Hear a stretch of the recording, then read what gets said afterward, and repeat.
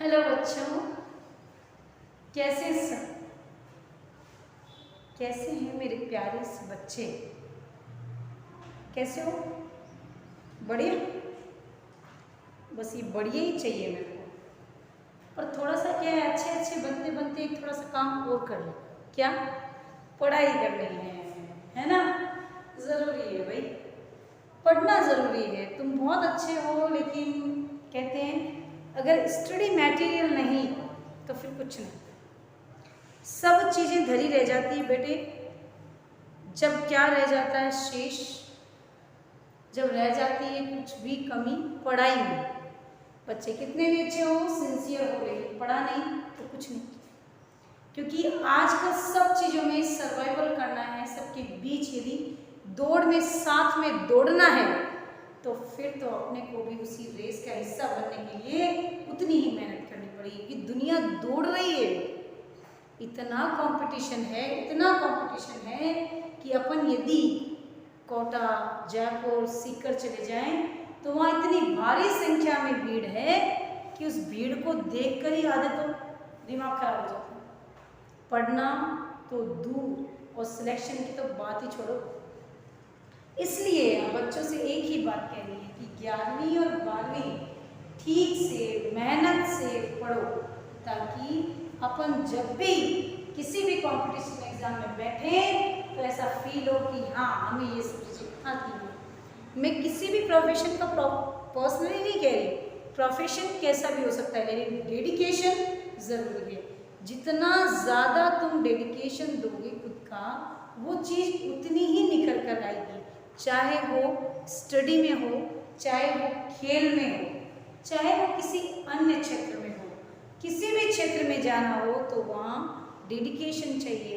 आप अपने आप को कितना झोंकते हैं किसी कार्य में, वही आपकी सफलता तय करेगा। इसलिए मंजिल दूर नहीं है, पर वो रास्ता ही हमारा इतना हार्ड एंड हार्ड है कि हम उस पर चल कर के उस मंजिल तक पहुंचना अपने लिए दुष्कर हो जाता है। वहीं यदि अपन मेहनत करें तो वो रास्ते अपने आप ही साफ होते जाएंगे।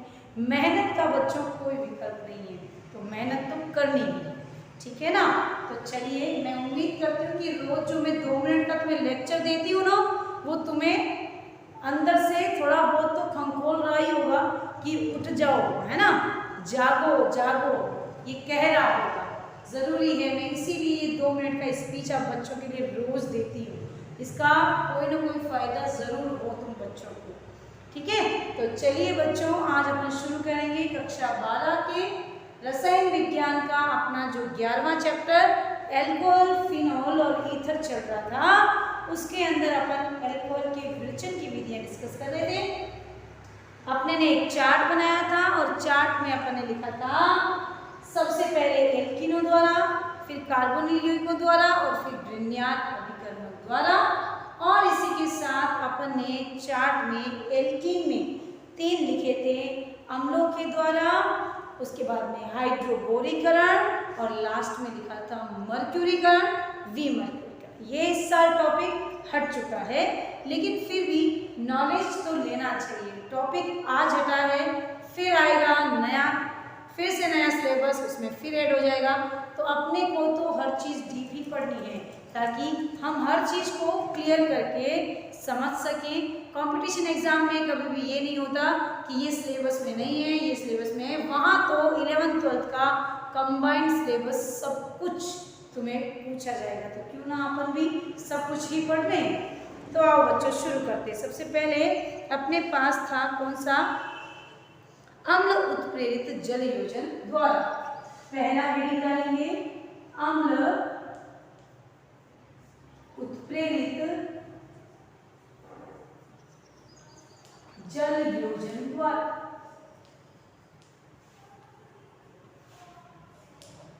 देखो बच्चों, अब यह है एल्किनों में पहला पॉइंट आप डालेंगे और इसमें अपन लेंगे CH2 double bond CH plus H2 जल योजन, अम्ल उत्प्रेरित H2SO4, क्या बनेगा?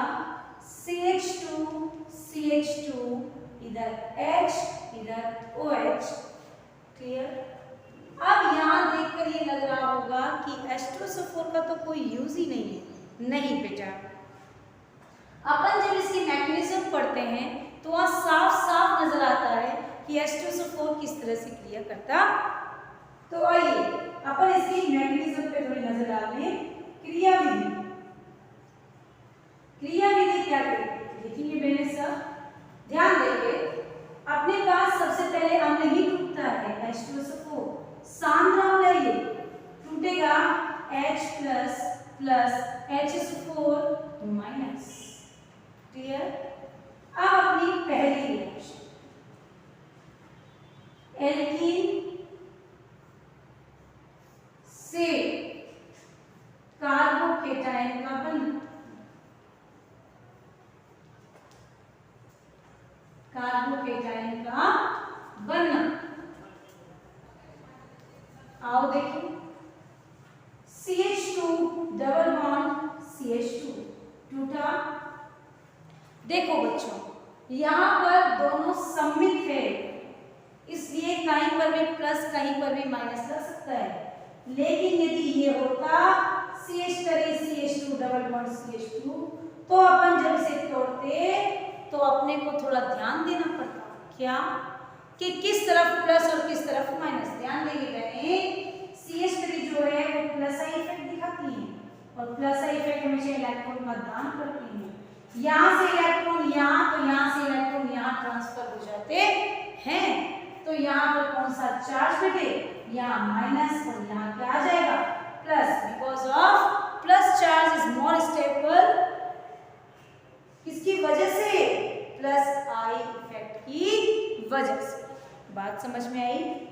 तो चलते हैं अपन यहाँ। तो यहाँ तो कोई दिक्कत नहीं है बच्चों, यहाँ तो सममित एल्कीन है। ये मैंने आया तो टॉपिक समझा दिया, बाकी कोई बड़ी बात नहीं है इसमें। एक पर माइनस और यहाँ क्या आ गया? प्लस, इलेक्ट्रॉन इस तरफ ट्रांसफर हो गए। और अपने पास क्या है?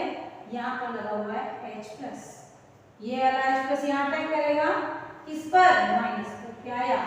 CH2H single bond CH2 plus. देखो बच्चों क्या बन गया? कार्बोकेटायन। दूसरा पॉइंट, कार्बोकेटायन के साथ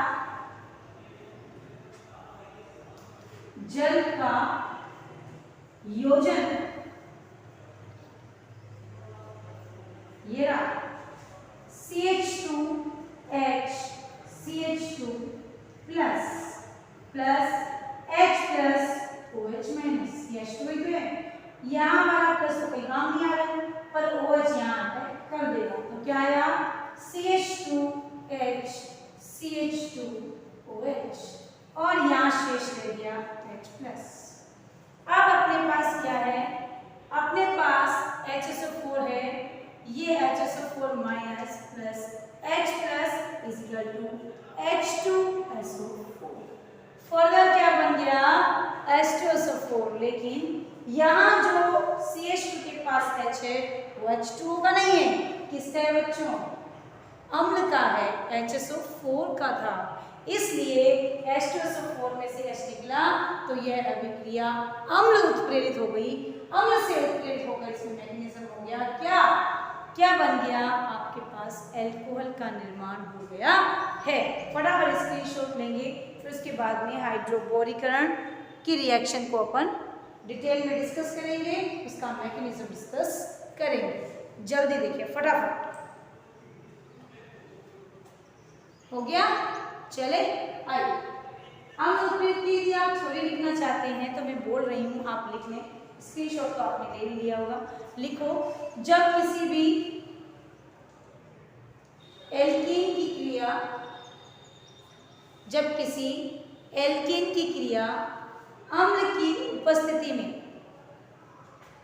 अम्ल की उपस्थिति में जल के साथ करवाई जाती है, जल के साथ करवाई जाती है, तो हमें 1 डिग्री 2 डिग्री एल्कोहल प्राप्त होता है। 1 डिग्री 2 डिग्री एल्कोहल प्राप्त होता है, जो निम्नलिखित रिएक्शन में दर्शाया गया है। अब आपको रिएक्शन दिखाई हुई है, फिर आप लिख लेना इसकी क्रिया विधि जो भी आपको करवा दी मैंने। अब अगला हेडिंग डालो बेटा, हाइड्रोबोरीकरण व ऑक्सीकरण। हाइड्रो दूसरी रिएक्शन,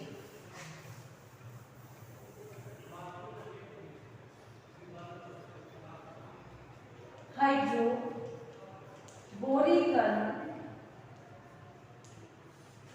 व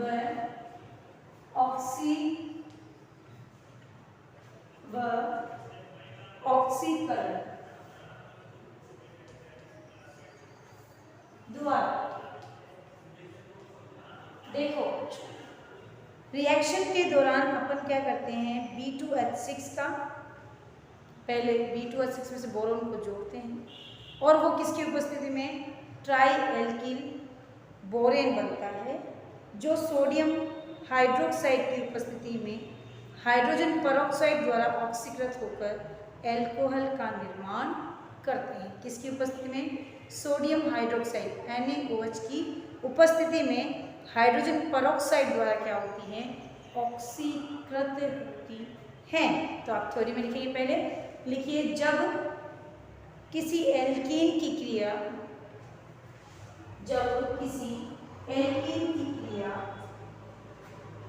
बोरोन हाइड्राइड के साथ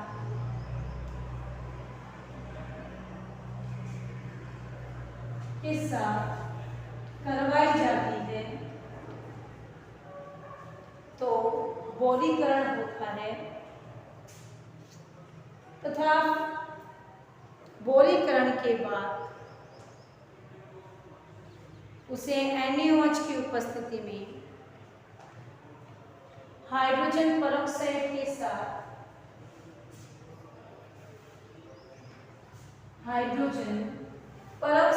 साथ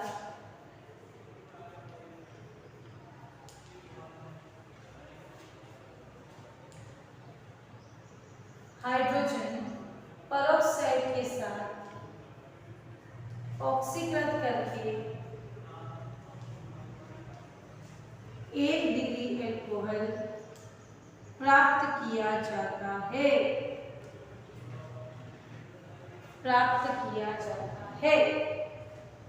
जल्दी से स्क्रीनशॉट मारो, फटाफट देखिए इसका मैकेनिज्म मार दिया। आओ रिएक्शन लिखनी होगी, आओ अब इसका क्रिया विधि ध्यान देंगे बहने, क्रिया विधि। आओ सबसे पहले CH3 CH double bond CH reaction with BH3 या हाफ B2H6। बच्चों ये BH3 जो है इसमें BH2 और H प्लस ये माइनस ऐसे ही टूटना चाहिए। अब अपन देखेंगे कि इसके पास यहाँ पर तो क्या है माइनस, यहाँ पर क्या है प्लस। तो आप देखेंगे कि ये जो कंपाउंड टूटता है इसमें बोरेन हमेशा, बोरोन जो है विद्युत धनी नहीं होता, इसमें कमी होती है, H इसमें से इलेक्ट्रॉन लेकर निकलता है बिकॉज ऑफ इसकी विद्युत बहुत कम होती है। तो अपन देखते हैं कि ये H तो यहाँ पर और ये BH2 यहाँ पर जुड़ता है, इसका तोड़ना जो है ना वो आपको पता होना चाहिए। तो अपन जोड़ेंगे इसको से CH3 CH BH H और CH2 BH2, ठीक है। फिर वापस CH3 CH H CH2 2 3 और 4 BH2 plus CH2 double bond CH CH3 further टूटेगा BH प्लस H माइनस। तो यहाँ पर ये हुआ टूट गया और यहाँ पर यहाँ क्या चला जाएगा माइनस, यहाँ प्लस, ये H यहाँ पर और ये पूरा का पूरा जो मॉलिक्यूल है वो कहाँ जुड़ जाएगा, इस पर। देखिए मैंने CH2 लिख दिया, क्या CH2 के बारे में BH, फिर क्या है CH2, फिर क्या है CH3 दिख रहा है। यहाँ आ गया CH, यहाँ H, CH3। देखो बेटा, इसको यहाँ नहीं, दोनों सेम दिखाई दे रहे हैं ना, इसको अपन यू भी तो लिख सकते हैं, CH2 CH2 CH3 का होल ट्वाइस बोरोन।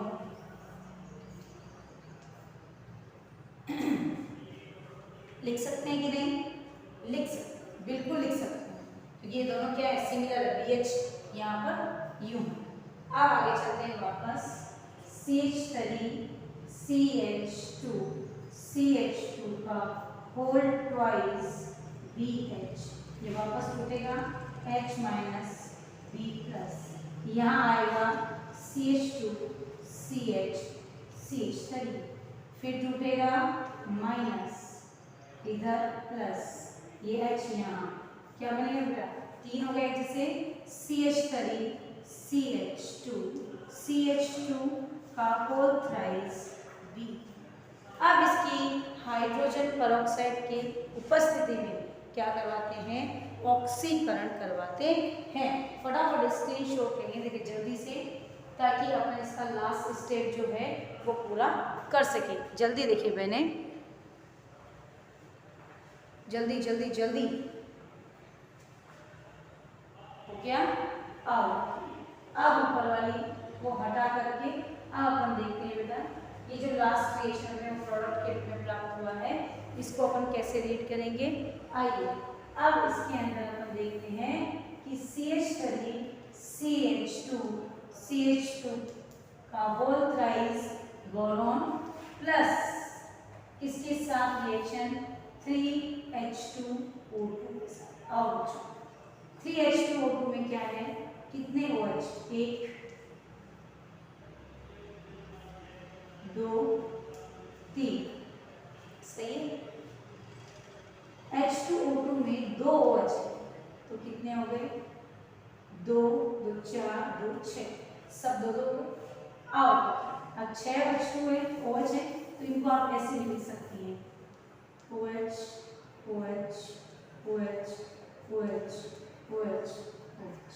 चले, अब बोरोन को यहाँ से, तो पहले तो 3 OH कौन लेगा, ये लेगा, तो क्या बना CH3 CH2 CH2 OH, कितने मोल बेटा, 3 मोल। अब क्या बचा, बोरोन H3BO3, H दिख रहे हैं, ये देखो H3 Ba, ऑक्सीजन कितने, क्या बन गया H3BO3, क्या है ये, अम्ल है, कौन सा, बोरिक अम्ल है, H3BO3। समझ में आई। इस प्रकार अपन ने आज अम्ल योजित जो अभिक्रियाएं थी वो एल्किनों की और दूसरी बोरोन की अभिक्रियाएं हाइड्रोबोरीकरण व ऑक्सीकरण अभिक्रिया ने रीड की। तो अब आप इस प्रकार से पूरे रिएक्शन को लिखेंगे ताकि आपको बात समझ में आ जाए। मैंने थ्योरी में भी आपको लिखवा दिया है, क्लियर आपको समझा दिया है कि क्या करना है। अब जो नेक्स्ट वीडियो होगा उसके अंदर पता है क्या करेंगे, उसके अंदर अपन अगली जो कार्बोनिल रिएक्शंस है जो एल्डिहाइड कीटोन के माध्यम से अपन एल्कोहल 1 डिग्री 2 डिग्री और 3 डिग्री करेंगे और ग्रिग्नार्ड अभिकर्मक के माध्यम से भी 1 डिग्री 2 डिग्री और 3 डिग्री को क्लियरली समझेंगे। तब तक आप इन दोनों रिएक्शन को अच्छे से रीड करेंगे, अच्छे से इनके मैकेनिज्म के साथ इनको लिखेंगे, पढ़ेंगे और नोट्स बनाएंगे।